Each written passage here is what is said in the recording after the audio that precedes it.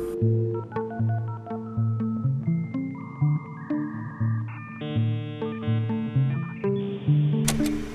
to Noise Podcast with me, Louis, and my co-host, Wu. Today's guest is Darshan Gajara. Hey Darshan, how are you? Hey, I'm good. So glad to be here. And you, Wu, how are you doing? I am excellent. I mean, another sunny day in Southern California. Have the blinds open this time so I can actually see in my room. It's great. Great. Well, it's another rainy day here, so that's normal for all of us. Nice. Very polar opposite. Yeah. Darshan, could you just kick us off by introducing yourself briefly? Yeah, sure. So my name is Darshan Gajara, and I'm a product designer and a maker currently based in Mumbai, India. I've been working with startups and larger companies for 6+ years now. For the past 2 years, I've been a full-time consultant. So that means I work with my clients directly and not working for a company. Yeah, so that's pretty much it. Awesome. There's a really good reason why I've brought you on the podcast today, mainly because we've got three opinions from around the world. So I'm based in the UK, you're in India, and Wu's in America. But also because you have a history of launching side projects. So what I really wanted to discuss with you, both of you actually, because Wu, you've done a bit yourself, is how you launch side projects, what the benefits are, what the negatives are. But secondly, I'd really be interested to discuss the design scene in India and what that's like. So if you're both ready to go, let's dive in. Yeah, sure. So do you want me to talk about the side projects and then go to the design scene? Yeah, I would love to hear about like some of your projects specifically that you're working on, because you have your one where you're kind of like sharing with people kind of like what websites that you have that kind of like helped you build you into like who you are. From what I understand, you're probably gonna be able to talk about this a little bit better than me.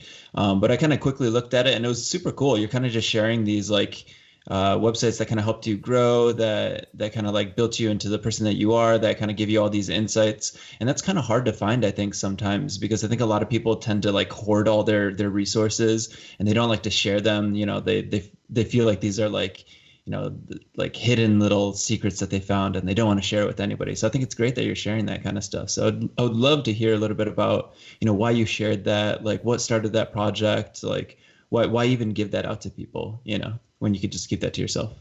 Yeah, sure. So I would just like to put that out that Wu is talking about my side project, Product Disrupt. So I didn't come from a design school. I taught design myself, or I would say internet taught me design. So what I used to do is I always wanted to learn from the best of the best. So I always had these resources that I used to refer. There are a lot of good people on the internet who write newsletters. They share their case studies. They share their processes. So you can learn a lot from them. I just put together a list of resources, and then as time went on, I kept on curating those resources. And people always used to keep on asking me that, how is it that you learn about design, or what is it that you do in your day job as a designer? Because most of my friends, they were from an engineering background, as I myself went to an engineering college. So I thought that I can just make this list public. I can put it out in the open, so that even others can refer to this list and they can teach themselves product design. So that is how I got this idea of making Product Disrupt, and I put together a neat website with the newsletters, the blogs, the resources, and a few other links, so that you can just go there and look for yourself and learn product. I didn't know that you had an engineering background, but that's really the way I think about it now. It feels like you've approached a design problem from an engineering perspective, in that you've got this library and you sort of treat a design challenge with these tools as a process, as opposed to what I personally as a designer do, is essentially just mess around until it works. Is that correct? Yes, I mean, I get this a lot, that a lot of people, they don't really know that I come from an engineering background because I didn't put it out there. And ever since I got my first job at Book My Show, I've always been a designer. I never done development as a full-time job, but when I was in my engineering, I used to take up freelance projects, and that is when I used to also do development. And the current scene, so as of now, I do develop. I still haven't entirely quit developing, but it's only for my personal projects. Like Product Disrupt, it was developed by me. Yes, so that's pretty much it. With that's my development history. So I got a question. With this website, where do you see it kind of going in the future? Do you see it kind of living as a static site where it's at right now? Do you think you're going to try to expand it into like a community? Like, where's it going to go? Have you even thought about that? Yeah, I'm so glad you brought up this question. So this is, I mean, I would say this side project has been entirely driven by the community. I never thought of it. I mean, I just wanted to put it out. And when I posted it on Product Hunt, luckily for me, it became the number one product of the day. And a lot of people chipped in with their inputs. They gave me a lot of feedback. And some of them, they said that, if there was a newsletter that they could subscribe to and they could receive the design links, which was curated by me. So that is how I started a newsletter. So I think it's been 1.5 years of Product Disrupt newsletter. Right now, as a right now it's say around 1,800 subscribers, which is not a big number, but I'm consistently working on it, and I've never failed to send a newsletter. So the product is very dear to me, and so current state is just a newsletter, and I keep on curating articles and generate a few articles on the blog. I host a blog on Medium. And I think once I reach a certain point of traction, I think I can maybe make it a product where it could be a community of designers, developers, product people who could come together and share their opinion, share their feedback, and they could actually collaborate on working on a project. Like if you see, there are a lot of websites like Dribble and Behance, but they are mostly focused on visuals. I mean, you kind of know that the kind of comments that you get. Hey, nice colors, nice font, which is not really very helpful. Let's be honest about it. So if there was something where people were very open to it, they actually saw what your problem was. They had the context about it, and they actually gave you valuable feedback. That would be useful. So I'm thinking that maybe in the future I could make something like that. Yeah, you mentioned that you had nearly 2,000 subscribers. So I checked out your Medium, I checked out your Twitter. You've got sort of 1,600 followers on Twitter, 1.8 thousand on Medium. Did it originally start as something you wanted to build a massive network, or is it essentially something for yourself? And do you think that is now driving you forward with those numbers? Were you talking about the numbers of Product Disrupt or my own personal Twitter bio and personal ID on Medium? Well, this is, I guess, a different question. What is your persona and what is Product Disrupt persona? Because as far as I was aware, on your Medium, the Product Disrupt Medium, there was 1.8 thousand followers, unless that's incorrect. Okay. So I'm not entirely sure if I got your question, but I think I would answer from what I understand from your question. So I would say my persona is I'm a product designer, so I work for clients, and that is my day job. And at Product Disrupt, it's a completely different thing. Am I But what answering that correct? okay? Let's roll it back a little bit then. Did you start the project because you wanted to gain a following, or has the following encouraged you to keep it going? Yeah, now I get it. So I didn't really start the project because I wanted to gain a following. I mean, it's all a byproduct of what you do. But later on, since it's got the following, and it was not just the numbers, but sometimes when I send a newsletter, I get a reply saying that the product disrupt has helped them a lot. The links that I've been putting over there, it has been helping them really well. And some of them, they really went ahead and they said that the product disrupt has now become like a bible for them for design. Whatever they want to refer to, they would always go there. So that really keeps me motivated, and that is what keeps me going. Great. And do you think that the amount of time you spend on it can have a conflict of interest with your general day job?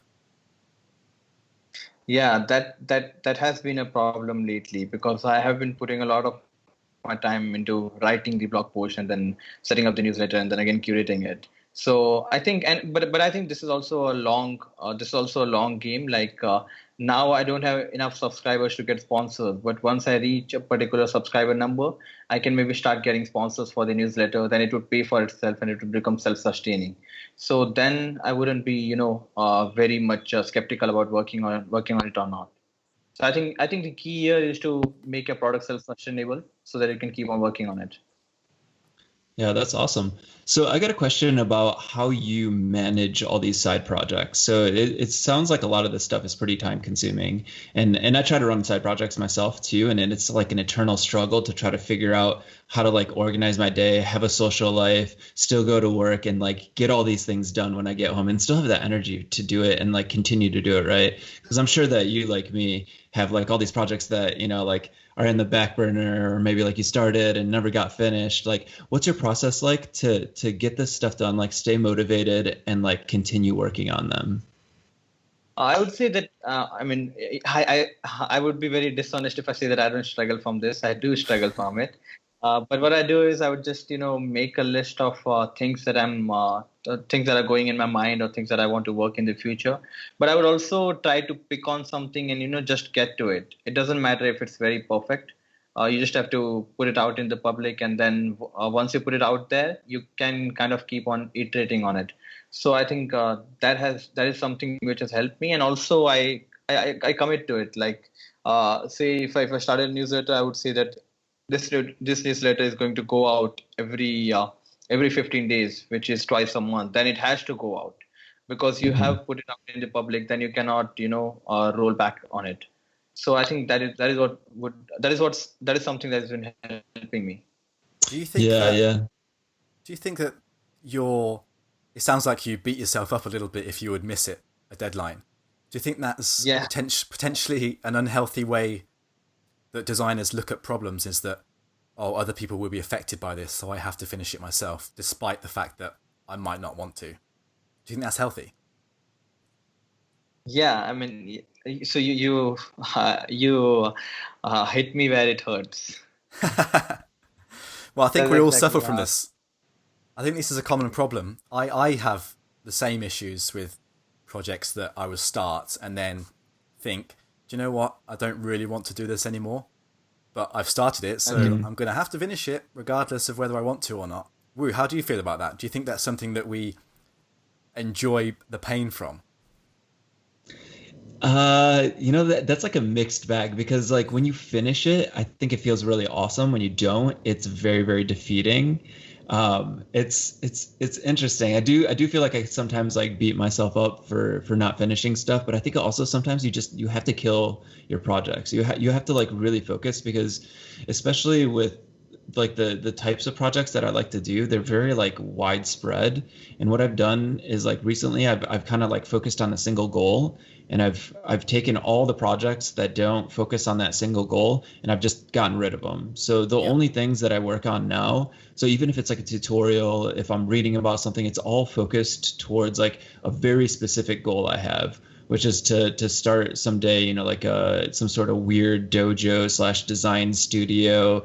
It's this weird idea in my head, but they're all kind of like going towards that goal too. So even if I don't finish projects now, it feels better because it's more focused. It feels more like something that has like a purpose and has a meaning too.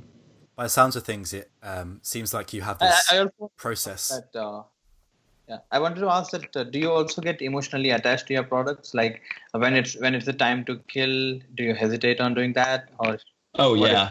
the point? Yeah, yeah, absolutely. I mean, anything you pour your heart into, I think you're gonna have you should have an emotional attachment to it. If you don't, I'd be worried, and you probably shouldn't be doing it. In my opinion, I did. Some people say like, don't follow your passion, don't, Yeah. whatever. Just kind of. I don't necessarily subscribe to that. I'm one of those people that I can't stay motivated unless I'm working on something I'm passionate about. There's this whole like wave of people that are like, stop following your passion, just do your thing. And like I get where they're coming from, but at the same time, it's like I think you have to be like emotionally attached to some of your projects, and some of the stuff you do have to kind of like blast through. There's a few things that it's like, I have to learn this tutorial about, like a physical render or something like that basically is like just dirty work, right? Like you have to go through and you just have to do it because it's like part of this whole, those kind of projects and like those kind of like to-do list items, I guess, like they don't feel as bad to get rid of or do.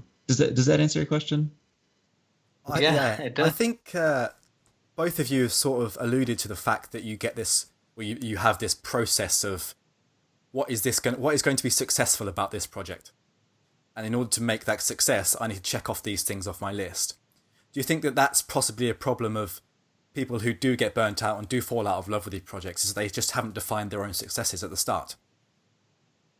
Yeah, Darshan, you want to go? I would let you take that question. Okay, sure. So your question was, do we need to define success before we start something, or do we just go? Yes. Yeah. So personally, I do. I have like a whole thing set up. I have a whole Kanban board set up. I have specific lanes for projects that I've kind of like thrown out, and I kind of give a reason why I threw those projects out. You know, it was like either the scope was too big, whether it was specifically like I wasn't passionate about it, whatever. I have like a whole process set up for being able to organize all of my stuff too, because otherwise there's no way I would ever finish all these projects, like ever. Yeah. So I have like a very defined process for how I kind of like go through my stuff. But yeah. But you do finish things, so I guess that's what it's working. Yeah. I mean, I do, like, I basically have like, I set up things like the day before. I have like a very specific goal, like you said, you know, like do you set up like a goal or anything like that? And I try to do this. It's still kind of in flux for me. So I try to set up the things that I want to do the day before, and I kind of write those things down. And recently I've gone from like 3 things that I want to do to just like a single thing, because it feels a little bit more focused.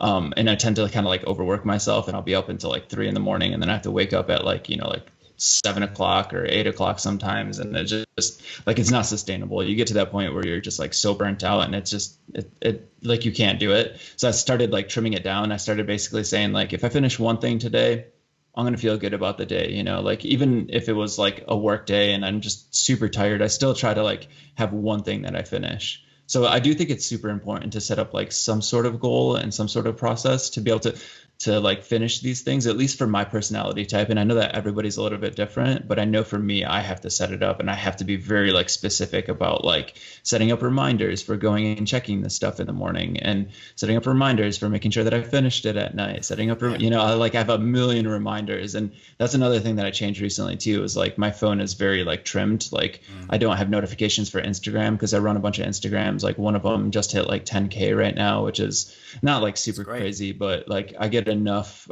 notifications where it's just like, if I were to actually check those every, you know, like 10 seconds, like I would just be so distracted. So I have to cut those distractions out. But that's just my own personal process and kind of how I work. Yeah, just before we wrap this section up, I'm just going to hit you, Darshan, with one final question, which is a big hitter. Should we be starting side projects? It seems like there's a lot of negative aspects to what we're doing, in both for our health, for our current careers, for our relationships. Do you ultimately think there's a benefit to doing these things? I think starting working on a side project or starting a side gig is the best gift that you can give yourself or to your career, because it's not just about, you know, it's not just about work. It's something that you are really passionate about, and it's also something that, you know, it's not giving you monetary returns in the beginning, but there's something that is, you know, pulling you towards it, and you just want to do it. And once you do it, you can obviously then it's the time to, you know, see how it's going, how it's being received by the community, or what kind of feedback are you getting on that, and then you can decide whether you want to continue or not. It's okay if your side project is stupid, but at least you tried something. Like I can give you so many examples which started as a side project but now have become $1 billion or million dollar companies, like Product Hunt. So I think Ryan had started as a newsletter. He was just collecting emails and then sending them the products that he was really interested into. He was doing reviews, and then slowly he started building on that, and now he has this big community of product people.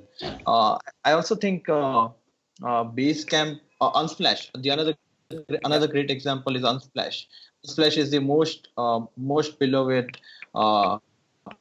photography community on the internet out there, and they also started as a side project. They just made a few photos and they put it on the website. They were sending those photos on a regular basis to the people who subscribe there, and now it has become a big community of photographers. So you can see the magic for yourself. So I don't see why people have this debate about not starting a side project. Darshan, I got a quick question for you too, along the lines of the side projects that you've done. Do you have any stories of people coming to you and being like, "Hey, this like changed me in this way, or this inspired me in this way"? Like, what are some of like your favorite stories, maybe if you do have any, of people just Yeah, coming to you sure. about your products? So I have this one thing about testimonials or feedback or kind words about praise about something from the people. It really helps me and really keeps me motivated. So whenever I receive that, I just take a screenshot of it, and I called it the screenshot project, and it's there in a folder on my phone. So whenever I feel demotivated, I just look over it, and I find a lot of motivation just right there. And I would say a few stories like this one story which I mentioned earlier. This one guy, whenever he talks about product disrupt, or he reached out to me on Messenger, and he said that product disrupt has become the Bible of design for me. Whenever I want to refer to something, I would always go on product disrupt. And then this guy went on to become a good designer at a good company here in India. Now he obviously has some influence now. He has also been taking some speaker sessions and workshops, and all in his workshops and speaker sessions, it mentions product disrupt, and that is how a lot of other people get to know about this product. And this is just one story. There are other people as well who have reached out to me just because of product disrupt. Uh, I had done this one podcast in say a month ago, which was with the face community.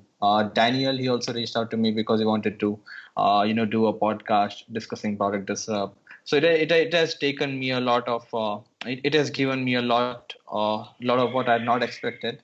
And just to like people say that you cannot put a monetary value to it.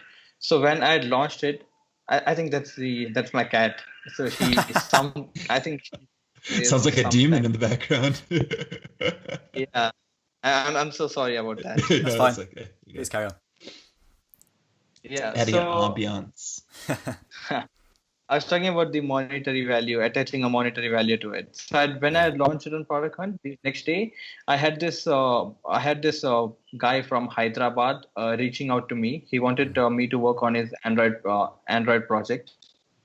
So they were making this application. It was a very mainstream application, social sharing, where you have GIFs and audios, and you can share it on social platforms like WhatsApp, Instagram, and Facebook.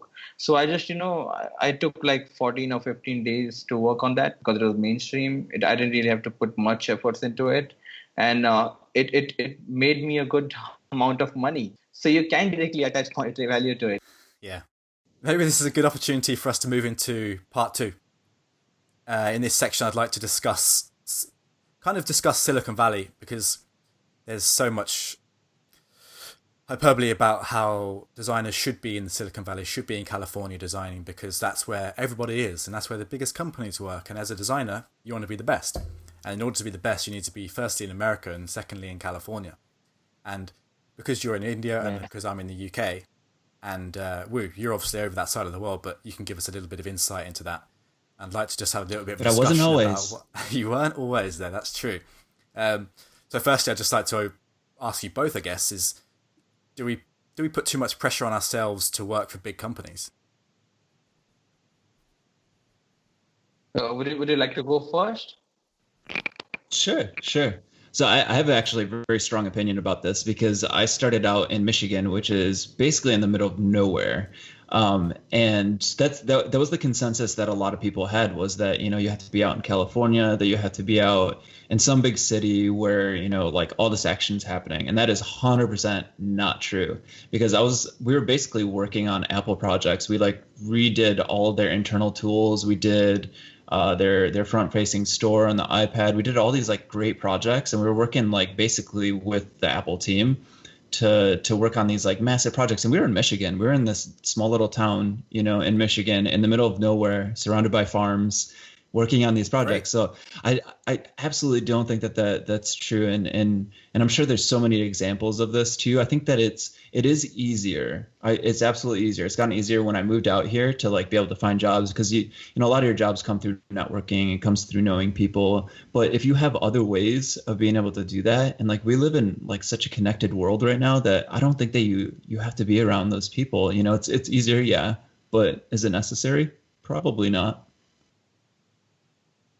I so much agree to this.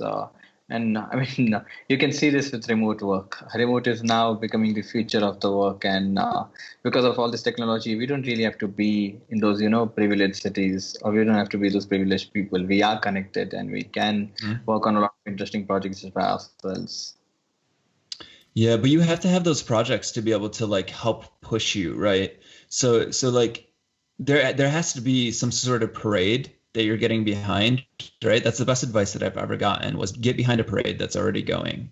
So it's if you don't have the means to be able to like find these people that are doing these jobs, like create a product like Product Disrupt or another newsletter or write a blog or something that can kind of like reach people, that people will come to you because they're going to see you as an expert and they're going to want to be able to hire you because you're really good at what you do for like whatever niche thing that you do.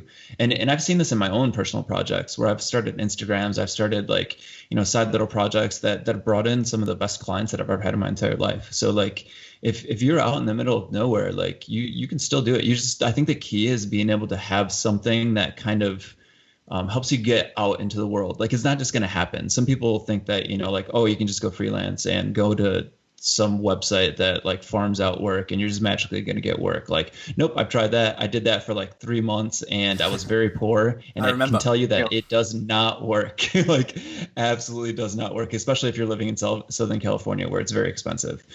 But you have to have convinced that you have to have a lot of the project kind of going and you have to have people like looking at your work. I mean, it makes sense, right? Like who's going to hire you if they've never heard of you or you're not proving yourself that, you have this knowledge or you have these means to be able to do the project that they want you to do. I absolutely agree. Yeah. So my issue with this really is that as I try and ponder my future, whether it's in London or not, somewhere else, is that I honestly have no idea where to look for these jobs. It seems as if everything that we know about where to be is always focused in the main cities in the country. Darshan, do you think that's the same in India as well? Because you've obviously got your own Silicon Valley in India, where most people go if they're working in tech. But do you think there's the other hubs around the country that people would feel comfortable moving to? Yeah, I think Bangalore is called as the Silicon Valley of India, and there are most of the tech companies over there. And there are also a lot of other companies in Mumbai, Pune. So there are all metropolitan areas here in India. But I think it's slowly going away. Like I would say that when you have to get a start, it's important for you to get an exposure over there or just work in that industry or just get a feeling of it. And then later on, once you figure out that how this entire industry works, how do you maintain client relation, and once you understand the business of design, you can then move to wherever you want. You just need good internet, a proper computer, and you can just start working. And by this time you already built your contacts. So I would say it's very important to go to these places in the beginning, just get an exposure, and then later on, it's not a problem. On that point, I think that there's what both of you have said is I can completely agree with. The issue is that it's about everything else other than being a designer, isn't it? It's about being a marketer. It's about being a salesperson for yourself. And where do you go to learn these skills? Where do people go to find this out? It's just there. YouTube. Sounds like an opportunity. Sorry, go ahead. You can pretty much refer to whatever you want. Like if you're a video person, go to YouTube. If you like reading, just go to Medium. There are a lot of other places. Because there's obviously a massive jump. Being fully employed in a city somewhere and then saying, hey, you know what, I'm going to move to a small town and I'll get clients. And it's going to happen. And then you realize that it's really not that easy. One example of somebody that I think is absolutely like the pinnacle of like hard work and just putting yourself out there is Beeple. He's in the middle of nowhere, not surrounded by like anybody. And I don't know if you guys know who he is, but he's the guy that basically started Everydays. So he's been doing Everydays for something like 10 years straight, has not missed a single day. Even if he's in the middle of a forest camping, he still gets his Everydays out somehow. This guy's a beast. But like he's basically in the middle of nowhere. His cost of living is super low because he's not in a big city. and he's just put so much work out there that like he can just go and do these passion projects every single day, and he kind of just lives his life the way he wants to because his cost of living is so low, and so many people are like now trying to get him to work for them because he's put out so much work. He's just like such like a master thesis on like working your butt off to basically get your work out into the world. And he's in the middle of nowhere. I personally, like, if I didn't love LA and California so much, like I wouldn't be in this area. Like it's so expensive and ridiculously like overwhelming sometimes with traffic and all this stuff. Like there's a lot of good about it, but there's also like a lot of negative. You know, it's like when half your paycheck goes to your rent, like you start like reevaluating where you're living, you know. But if you're like in these small towns and you still like you have that momentum, like why not? Like absolutely do it. Do you think that can encroach on our aspirations though? Because we all are told that we, you know, as I started saying, is that we're all told we should be going to work for Google or going to work for Facebook or Twitter or whatever. But the reality is we don't need to do that to be happy. You know what? I've worked with a lot of those people. I've worked with people from Google, like pretty directly and like high up. I've worked with people with Apple and like GM, like all the big companies. And those people, they're normal people. They're like you and me. They're not geniuses. They're not these people that are like put up on these pedestals. Like they really aren't like superhuman. Like I think we kind of build them up as like these people that have all the answers. That nope. When you work with them, you realize that like they don't have as many answers as you do. Like it's absolutely like even starting out when I was like first doing this stuff and like had no idea what even like wireframes were. You know, people had to explain that stuff to me, and I was very surprised with like how normal these people were. And it makes sense. You know, there's a few people that are like the exception, right? Like you get the people that are kind of like leading the companies that are kind of like the higher ups. Those people are a little bit special, and they like once you get those people, definitely keep those people around. But like most everybody else, like it's like you don't even interact with those people that are higher ups. They're the ones that just make the decisions, and they kind of just cascade down to you. So you don't, most of the time you don't even work with them. But so I do think that it's good to kind of like taste that and to kind of like be around it a little bit. But like they're just normal people, honestly. I don't think it's necessary. How about you, Darshan? Because you're obviously a consultant, so you don't necessarily have to deal with offices. Or do you work from home? Yeah, I do work from home. Yes, And you work from home sometimes, as well. yeah. Do you miss working in office? Do you ultimately want to go back and run your own company that has, you know, a dozen employees, that kind of thing? Or are you happy sort of going as you are? So I would say that I don't really miss working in an office, but I miss working around people. Like sometimes I feel that, you know, for say 5 days of week, it's just me making love to my computer, and and because of that, I keep my weekends for friends and getting out and meeting real people. So that is one thing that, you know, sometimes you get you do feel lonely, and I think that you can get rid of that problem by just working from a co-working space or going to a coffee shop, you know, something like that. Apart from that, I don't really miss offices. And the other question was that do I intend on building a company which I would then start employing people? I would say I don't really have those immediate plans, as in what my current priorities are. I'm definitely looking to, you know, move outside of India for say 2 or 3 years, because I want to work outside and get that exposure. And I mean, I've been working with people who are from outside of India, but I've not stayed there. And the other thing is I'm also very much into traveling. So this bug of traveling has bit me really bad.